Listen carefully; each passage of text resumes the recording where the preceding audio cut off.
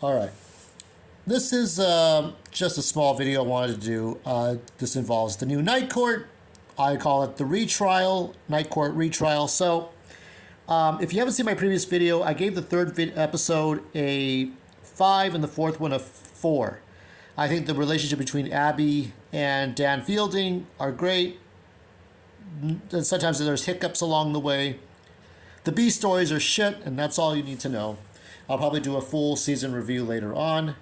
But Night Court's John Laroquette, what he doesn't want to bring back from the series. So this is, he talked to Deadline, I think. So in an interview, the Legacy Night Court cast member explained how his personal feelings combined with the formula of the show and led to an easy adjustment for the character. John explains his reasoning for Dan Fielding's keeping his metaphorical pants on, saying, "The man is 75 years old. Nobody wants to see that, and I certainly don't want to play that.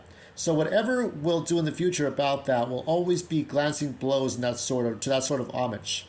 We've got some young people in the cast who all the stories about the amorous nature of being young and falling in love and having relationships that work and don't work should be left to the young people, not to the old guy." Now, I have a problem with this, okay? It's not that he should go back, and even Al Smith, another YouTuber who kind of agrees, he shouldn't. You can't. This is my fist. You can't do the hey, hey, hey. You can't get that locomotive going anymore. Viagra does so much. But John Laroquette played funny characters. There was always something going on, whether he was impressing his little person of a boss, whether he was getting into money making schemes or trying to impress the mayor.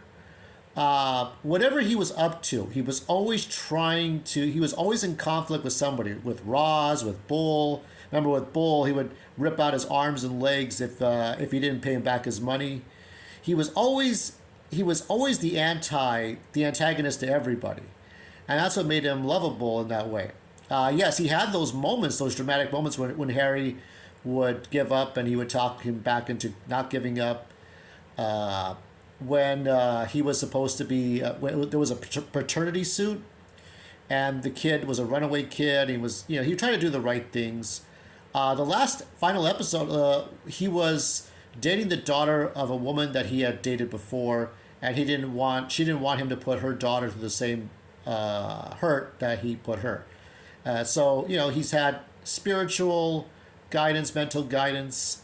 I have to think that although he's moved on from being a womanizer, that he's not just like completely serious. I guess the first year, if you go back to 84, 85 season, Dan was like just kind of cynical and not smiley and not he would just respond to the nonsense around him, okay? He was just somebody that, he was somebody who was just like, had a cynical, sarcastic attitude towards the world. And then he became the womanizer in like the second, third, fourth seasons. And it was a fun ride while it lasted. But if you don't have that humor, and when I watch that show, there's not a lot of that humor. There's not a lot of it. There's just not. Something is missing. You understand? There's something. This is not the John Laroquette show where he can get away with being serious. It's not a drama. I remember he played a professor in Almost Human with Carl Urban. And he played different roles. I mean, he's played serious roles. He can play anything. But the problem is that there's no humor at all. And where's the humor gone? It's not there. There's different aspects. I mean, I found this funny. The fact that he was paid in weed. He was paid in weed for one of his roles. It's like, okay, what can Dan Fielding be paid in weed too?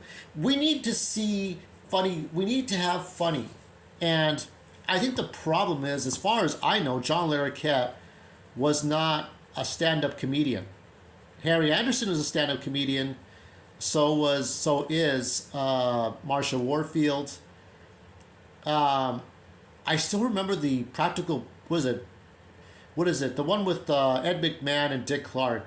Practical Jokes and Bloopers. He read a series of books like not unlike Jack London or Michael Crichton or or Robert Patterson, some sort of book series, some mystery novels he would read, and they played a joke on them.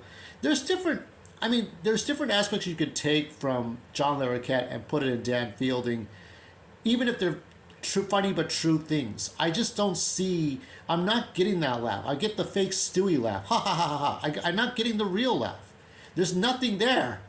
There's nothing there for me to go hold on to. And even when you see like the tributes where everybody gets into everybody's business on a sitcom, it's been tired, tried, and done. Like the 100,000th time you have that Groundhog Day attitude, it's like, no, this isn't going to work. This isn't going to work at all. By the way, if we're coming upon the second, and I believe we are, I'm going to say that Phil does not see his shadow. I'm going to say that Phil does not see his shadow. 6 more weeks of winter. Sorry, everybody, as Brian Doyle Murray said. But, yeah. So, I think that they really need to retool Dan Fielding to do something more, to be funny, to be amusing, to be something more. If they can do that, I'll give high scores. If they fail, and they got to improve the rest of the cast. I mean, there's so much work they have to do to save for a second season. It's falling apart. All this is right now is a tribute to Remember When, Watch Again.